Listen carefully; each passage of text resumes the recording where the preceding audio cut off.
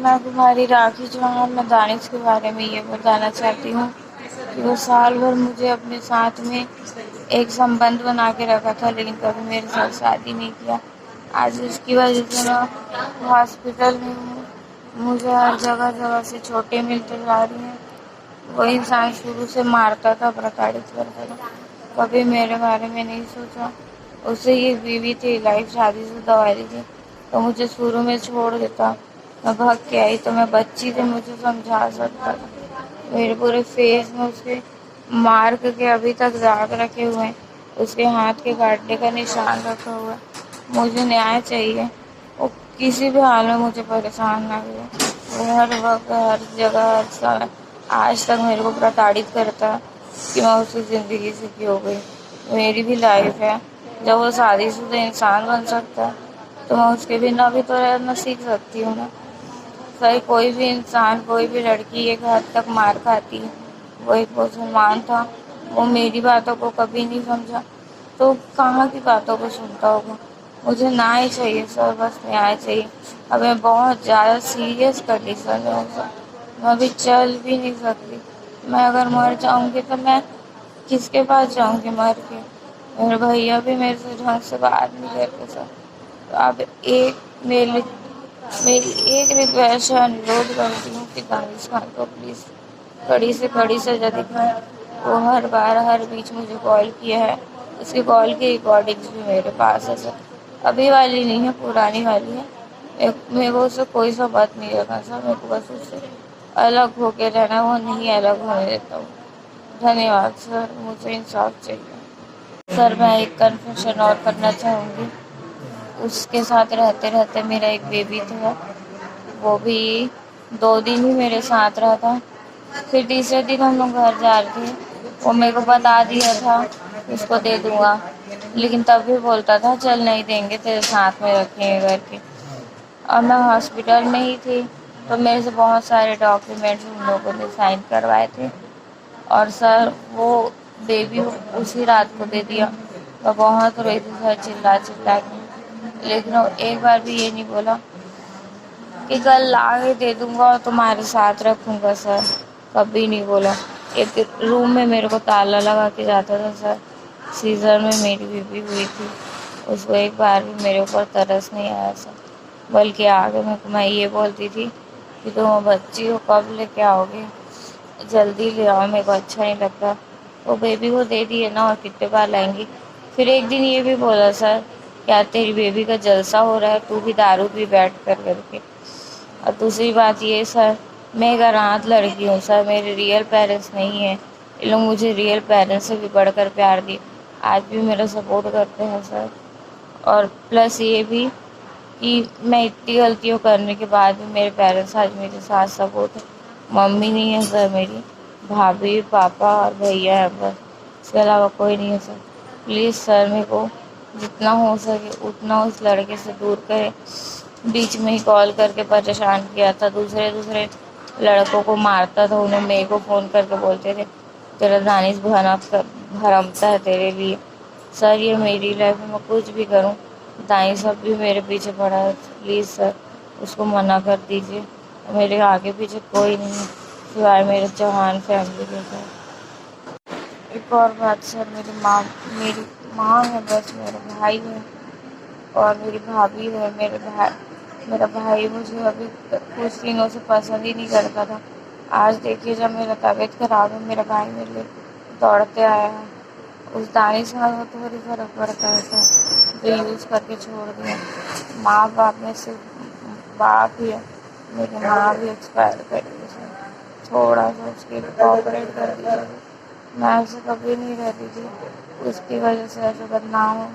हर किसी को फ़ोन करके मैसेज करके बोलता है कि तुम लोग राखी के साथ क्यों घूमते हो। सर, ये मेरी ज़िंदगी, मैं किसी के भी साथ घूमूँ, मेरी फैमिली मना नहीं की आज तक। वो कौन होने वाला है सर? देख लीजिए सर, मेरे हाथ से कैसे हो गया मेरा हाथ। सेकंड वाला हाथ देखिए सर, ये उसकी वजह से काटना पड़ गया था सर। ये देखिए, बहुत मारा है सर, मेरा सर सूज गया है। ये बचपन का है, ये अभी अभी कभी भी कहीं पे भी कपड़ा खोल के मारना, उसका बेल्ट से मारना, वो इंसान किसी औरत के साथ रहने लायक नहीं है। तानीशान बहुत बेकार इंसान है सर। मुझे इंसाफ दिला दीजिए बस, मुझे जीने नहीं दे रहा। हुआ है तो हॉस्पिटल में रिकॉर्ड भी तो होगा उसका। मतलब रिकॉर्ड होगा, हाँ। ये होगा यार, वो तो मतलब जिसने जितना उससे बोलना था ये बता दिया। वीडियो में जो उस पीड़िता ने, उस बहन ने खुद बोला है, उसको आप देख लो, सुन लो। इसके बाद इनका जो कहना है, मूल रूप से जो मिश्रा जी इसने जो शुरू में बात रखी है कि पुलिस की कार्रवाई से मैं बिल्कुल संतुष्ट नहीं हूँ, भरोसा नहीं है, इसलिए एक SIT के गठन की मांग की है इसने, और न्यायिक अधिकारी के अध्यक्षता में वो SIT बने और माननीय हाई कोर्ट के निगरानी में उसकी जांच हो। यही ये मूल रूप से चाहते हैं, ताकि दूध का दूध और पानी का पानी हो सके। तो हाँ, SIT का मांग कर रहे हैं मूल रूप से। और दूसरा जो महत्वपूर्ण विषय है, हम देखिए, ये पहले काफ़ी हम लोग पहले इससे बात की है, हमने पूछा है कि हमारी मदद चाहिए, कुछ चाहिए तो हम लोग आएंगे, नहीं तो हम लोग अलग विषय है करके।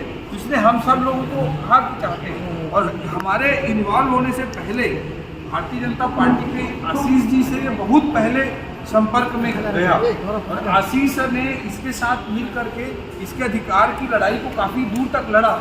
तो उसने जितनी लिखा पढ़ी करना, सब बनाना, कानूनी मैटर सब लोग नहीं जानते हैं, आप लोग भी समझते हैं, तो उसमें आशीष ने काफ़ी मदद की। तो आज हम लोग अपनी भारतीय जनता पार्टी की ओर से मांग कर रहे हैं कि एक विशुद्ध रूप से लव जिहाद का केस है। केरल स्टोरी अभी अभी हम लोगों में देखी, जो वो पूरे भारत की कहानी है, और ये आज जो घटना सामने आई है वो छत्तीसगढ़ स्टोरी है। और इतना बड़ा विषय जो 4 साल तक लगभग चला, पहले उसको प्रेग्नेंट करके उसको भगा कर ले गया उस लोक लाज के डर से, फिर एक बच्ची का जन्म होता है, उसे गायब कर दिया जाता है, या मार दिया जाता है, या बेच दिया जाता है। इस तरह की बात उस बहन ने मृत्यु से पहले खुद अपने वीडियो में ये बात कही है। 302 लगना चाहिए। इस तरह का जो प्रकरण होता है उसे वकीलों से भी हमने चर्चा की है, सभी वकील महोदयों से। उन्होंने भी कहा कि धारा 311, 312, 313 लगना चाहिए, 302 मर्डर का केस होना चाहिए। वो जो बच्ची गायब हुई वो वीडियो में बोल रही है, उस पर भी पुलिस ने कोई संज्ञान नहीं लिया है। पूरी तरह से एक लव जिहाद का मामला स्पष्ट रूप से दिखाई दे रहा है। तो और ऐसी इस तरह से पीड़ित अनुसूचित जाति परिवार का एक गरीब परिवार है, ये सब तरह के संघर्ष कर रहे हैं। इसलिए हम भारतीय जनता पार्टी की ओर से विपक्ष धर्म को निभाते हुए इस परिवार के लिए 1 करोड़ रुपए मुआवजा की भी मांग हमने पार्टी की ओर से रखने का पार्टी ने निर्णय लिया। इस परिवार को सरकार लव जिहाद कराई है, उसके लिए 1 करोड़ रुपए की एक सहायता राशि, सहयोग राशि के रूप में प्रदान करें।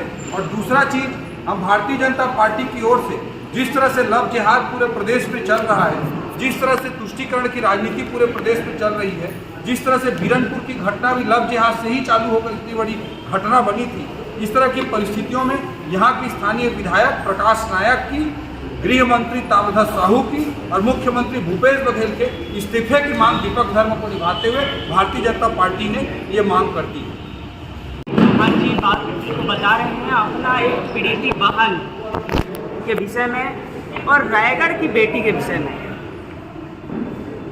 किस तरह से उस बेटी के ऊपर अत्याचार किया गया, लव जिहाद जैसे कांड उसमें उसके साथ हुआ। सर्वप्रथम तो हम लोग लेटेस्ट में अभी तुरंत में केरल स्टोरी को सुन चुके हैं, देख चुके हैं। हम लोग केरल स्टोरी का क्या बात करेंगे, हमारे यहाँ तो जसपुर की 36 स्टोरी बन गया है। जिस तरह से रायगढ़ की बेटी के साथ आज उसके साथ वो घटना हुआ, मैं भी वीडियो को बड़ा गौर से सुनी हूँ, भाई भी हम लोगों को बता के स्पेशल सुनाया है, और हम लोग इनको पूछे भी कि हम लोग से आप क्या अपेक्षा करते हैं। तो बिल्कुल हम लोग आप लोग से अपेक्षा यही करते हैं कि साथ दे भारतीय जनता पार्टी, और एक सांसद होने के नाते आपको साथ मांगने के लिए हम आए और बड़ा गंभीरता के साथ सुने। जो आज तत्काल हमारे सामने ये बात आया और हम लोग बड़ा हंसप्रद रह गए कि भाई अभी लेटेस्ट में केरल स्टोरी हम लोग फिल्म देखे हैं। ठीक उसी तरह इस वीडियो को सुन करके हम लोगों को लगा कि किस तरह से दानिश नाम के एक मुसलमान लड़का, मोमेडन लड़का, एक हिंदू परिवार की बेटी राखी को फंसाया। पहले तो उसके साथ दुष्कर्म किया। उसके बाद मतलब प्रेग्नेंट थी। प्रेग्नेंट होने के बाद एक बच्ची को भी जन्म दी। वो साफ साफ वीडियो में बोल रही है। और उस बच्ची जब पैदा हुई तो उस बच्ची को दानिश कहाँ किसको दे दिया या बेच दिया या मार दिया, वो वीडियो में साफ साफ बोल रही है। वो दूसरी बात ये है कि उसके साथ फिर से प्रेग्नेंट हो गई हो, और प्रेग्नेंट हुई तो उसके साथ अबॉर्शन का एक दवाई दिया, ओवरडोज दिया, और ओवरडोज देने के बाद उसका स्वास्थ्य बहुत ही खराब हो गया, तो उसको हॉस्पिटल में एडमिट होना पड़ा। और बिल्कुल वो बोल रही है वीडियो में, हम तो वीडियो के आधार पर ही बात कर रहे हैं, क्योंकि उनके परिवार से भी हम अभी सारा कहानी को सुने। परिवार के लोग तो मतलब 4 वर्ष से उसको फेस कर रहे थे, कहे कि 2019 की बात है। ये 4 साल तक ये कहीं दिल्ली तो कहीं बिलासपुर तो कहीं रायपुर तो कहीं रायगढ़, ऐसे करके बिना परिवार के जानकारी के ये यहाँ वहाँ लड़की मतलब बेटी को रखा। उसके बाद ये अबॉर्शन का एक नाम था, वाकई में मारना चाहता, मेरे को मारना चाहता है और मेरे को मार देगा, ऐसे करके वो वीडियो में दिया है। आज हमारे जसपुर की बेटी के साथ अगर ऐसा होता है तो समझिए केरल स्टोरी हम लोग 30,000 लड़कियों को खोजेंगे, लेकिन आज रायगढ़ की बेटी, छत्तीसगढ़ की बेटी को भी तो खोजना है, उसके प्रति न्याय हो, ऐसा मांग हम लोगों को करना है। और क्यों ना करें, आज हमारे सामने बात आया है। इस दानिश के साथ तो भ्रूण हत्या का भी केस होना चाहिए, FIR होना चाहिए, धारा लगना चाहिए, लव जिहाद का भी धारा लगना चाहिए, मर्डर का भी धारा लगना चाहिए, और जो बच्ची गायब हुई है, नवजात बच्ची, उसको कहाँ क्या है, उसका भी धारा लगना चाहिए। सारा का सारा धारा लगना चाहिए इसके ऊपर। ये बिल्कुल लव जिहाद है। आज हमारी हिंदू बेटी है, हिंदू बेटी होने के साथ साथ हम सबकी बेटी है। आज ये बेटी के साथ हो रही है, और कोई दूसरा बेटी के साथ ना हो, इसलिए कड़ी से कड़ी कार्रवाई हो इसके साथ। उसी भाई बोल दिए हैं, धारा का नाम बताया, 311, 312, 313, 302 का धारा लगना चाहिए उसके साथ। हम लोग भारतीय जनता पार्टी की तरफ से, और एक सांसद होने के नाते और एक महिला होने के नाते मैं हम लोग सब मांग कर रहे हैं कि उसके ऊपर कड़ी से कड़ी मतलब सजा हो और न्यायिक जांच हो। SIT का मतलब पुलिस, छत्तीसगढ़ पुलिस में बिल्कुल भरोसा नहीं है। इनके करने के बाद भी कोई कठोर कार्रवाई नहीं की जा रही है। मार्च में मेरी बहन की मृत्यु हो चुकी थी। बार बार चक्कर काटने के बाद भी कोई कार्रवाई नहीं कर रहे थे। अभी अपने आप को बचाने के लिए पुलिस कार्रवाई करने का थोड़ा ढोंग मात्र कर रही है। मैंने बहुत ही ज़्यादा परेशान होने के बाद आशीष भैया से मिला, मैंने अपनी तकलीफ़ को बताया। फिर उन्होंने मुझे मेरी तकलीफ़ को सुना और उन्होंने मेरा साथ दिया। फिर भी पुलिस कोई आज संतुष्ट कार्रवाई नहीं की है। मेरी मृत बहन का वीडियो उसने भावनात्मक पर बनाया था, जिसे मैंने पुलिस को दिया। उसके बाद भी कोई कार्रवाई नहीं हो रहा है। मेरी बहन की जो बच्ची हुई थी उसे भी गायब कर दिया गया, मार डाला गया। इस संबंध में पुलिस आज तक कोई कार्रवाई नहीं कर रही है। पुलिस और शासन के ऊपर मुझे कोई भरोसा नहीं रह गया है। इसलिए मैं चाहता हूं जज की अध्यक्षता में एक SIT का गठन किया जावे, जो हाईकोर्ट की निगरानी में जांच करे। मैं महीनों पहले बार बार थाने में आवेदन लेकर गया, तब भी कोई कार्रवाई पुलिस द्वारा नहीं की गई। अगर उस समय कार्रवाई हो गई होती तो मेरी बहन जीवित होती।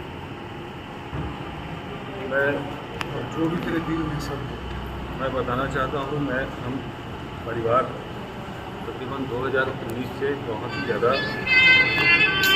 से पीड़ित है।